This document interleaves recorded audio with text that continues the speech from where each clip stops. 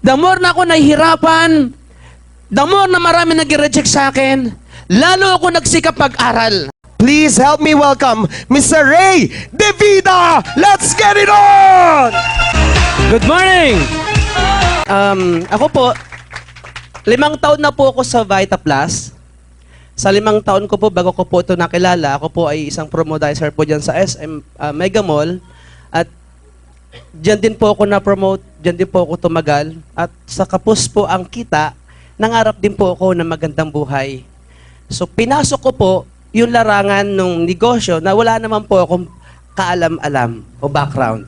Okay? Ito po yung pagbibigas. Rice dealer po ako, 2 ang branch kong bigasan, tapos meron ako mini grocery. So, bago ko nakilala itong sa First Beta Plus, doon ko na rin nakilala ang larangan ng pagiging traditional business na ups and down ang kita. Doon po ako nabaon sa utang, doon po ako nagtrabaho ng masigit pa sa aking kakayahan para lang humabago ang buhay. Pero naging sukli po noon ay nakakaraos. Pero baon po sa utang. So, nakilala ko po ang First Beta Plus, tulad din po ninyo. Nabuksan po doon yung aking isipan. Nasabi ko, may pag-asa pa pala ako. So, nag-start po doon akong magsimula uling mag-aral. Hindi ko po kasi ito alam. Kaya inaral ko po siya. At alam nyo po, sa akin pong tagal sa Vita Plus, dito po nakapagpundar na rin po ako. Dati po ako nangungupahan. Nakapagpundar na rin po ako ngayon ng 4 na bahay. Tapos, nakapagpundar na rin po ako 3 lote po sa Tagaytay. Tapos, nakapagpundar na rin po ako ng 3 sasakyan sa loob po ng 5 taon. Pero alam niyo ho ba, sa kabila po ng aking mga achievements na yan, hindi niyo po nakita kung paano ko po ito ginawa. Marami nagtatanong sa akin, alam mo, sabi nila, Upline, Mr. Ray De Vida, sabi sa akin, paano mo ba ginawa ang achievements mo ngayon? Simple lang po ang aking sagot sa kanila. Madalas ko sinasabi, kailangan mayroon kang malalim na dahilan. Ako po kasi ay anak mayaman. Meron ba anak mayaman dito na katulad ko? Ako lang nag-iisa? Tsaka si Ma'am Doy? Alam nyo, anak mayaman po kasi ako. Pinaaral ko yung aking sarili. Titinda po ako ng ice candy, walis tambo, tuyo, at saka balot sa gabi. Elementary ho yan, hanggang grade 6 po ako noon. Pag-graduate ko po ng grade 6, ako naman po ay nagpatuloy sa pag-aaral. Ang ginawa ko naman, nagtatanim po ng palay. Tsaka gapas ang palay, tanim na mais. So, ganun ko po pinatapos yung aking sarili. At, ito pa, yung arawan kita, yun yung aking naging tuition fee sa eskwelahan, kasamang kapatid kong kasunod, at saka pagkain na po na buong pamilya ko. Ganyan ako kayaman. Yaman ko, di ba? So dito ko naranasan yung mangupahan ako, tapos po, may lagnat ka, ubos na yung pera na kinita ko nung ako yung katrabaho, wala pa akong trabaho, at doon ko nilalagnat ako, kailangan kong tumayo para pakainan ng sarili ko. Tapos po, 2 buwan ako nagbabayad, pinalalayas na ako ng caretaker ko. Sa Marikina nangyari sa akin yun. Sabi ng kaibigan ko sa akin, pare, kaya kami namahala. Sabi niya, baka hindi ka swerte, mag-asawa ka. Masarap may asawa, iba na may katuwang. Nag-asawa po ako. Sa gabi, oo. Pero mahirap pala may asawa. Alam niyo po na magkaasawa po kami ni Mrs. Nabuntis po siya. Nagka-baby po kami, alam niyo sakit ng anak ko. Biliary atresia. Alam niyo ho ba yung biliary atresia? Lumalaki atay, lumalaki yung tiyan, tapos naninilaw ang katawan, pati mata. Ang only solution po is transplant. Million po gagawin sa Taiwan.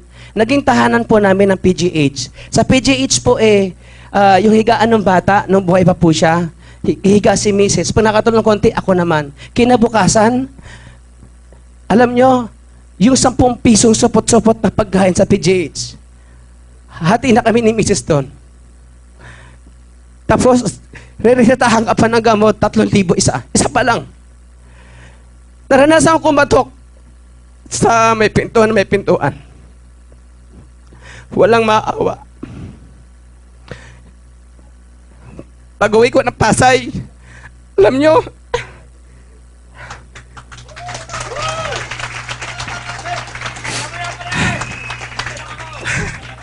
pag-uwi ko ng Pasay, alam nyo, yung bahay ko brown out. Tapos, 2 buwan akong di nakabayad, pinalalayas na naman kami. Alam nyo ba, na yung gamot pa lang hindi umabili. Ang hirap na wala magpapautang sa'yo. Doon ko naranasan yung luhat sa kasipon maghalo. Yung umiyak ka na parang wala nakakarinig sa'yo. Doon ko napatunayan na ang mahirap, ang maging mahirap.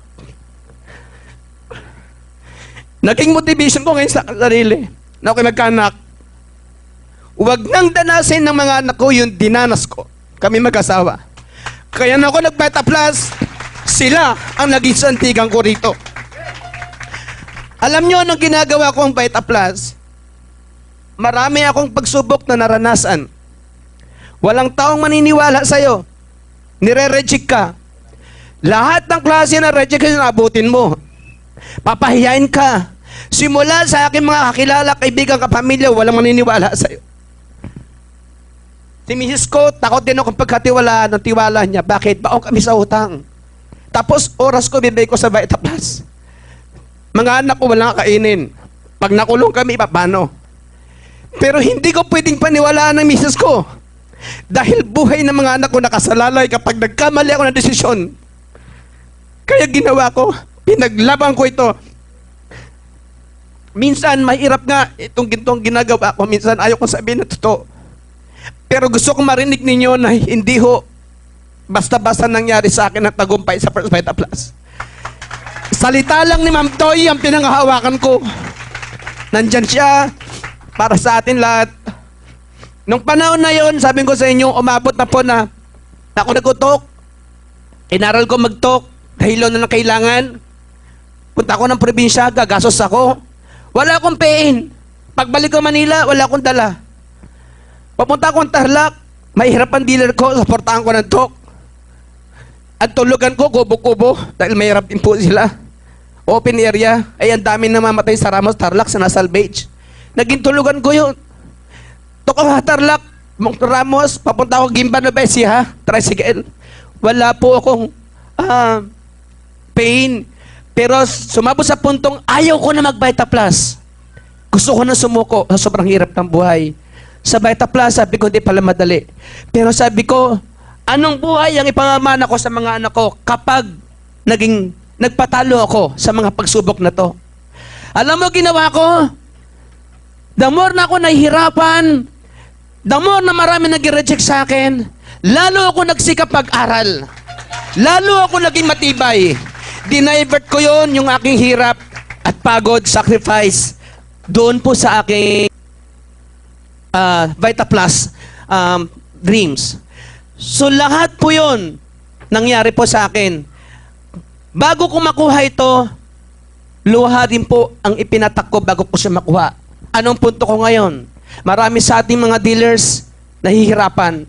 Marami sa ating mga dealers, konting pagsubok, bumibigay na. Kaibigan, ang pagsubok at hirap na naranasan mo ngayon, yan ang palamuti at ingredients ng iyong tagumpay kapag nakuha mo ang Vita Plus. Huwag ka lang titigil. Huwag kang susuko. Dahil anumang hirap meron ka.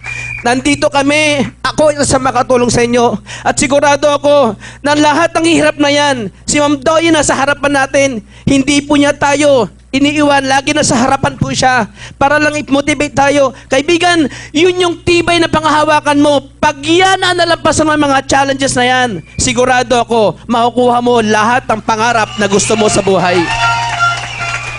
Sana, sa maiksing oras pa na to, nabuksan ko po inyong mga pangarap. Huwag ka na maging mahina. Huwag ka na magpatumpik-tumpik. Sayang ang oras, sayang ang panahon. Pagpalo ng relo, hindi na babalik yan. Kung ano edad mo ngayon, pagpalo niyan, susunod taon, edad mo na yan, hindi ka pa bata, kaibigan. Huwag kang maging mahina. Magpakatibay ka. Alang-alang sa iyong mga mahal sa buhay. Salamat po. Good morning. Thank you so much.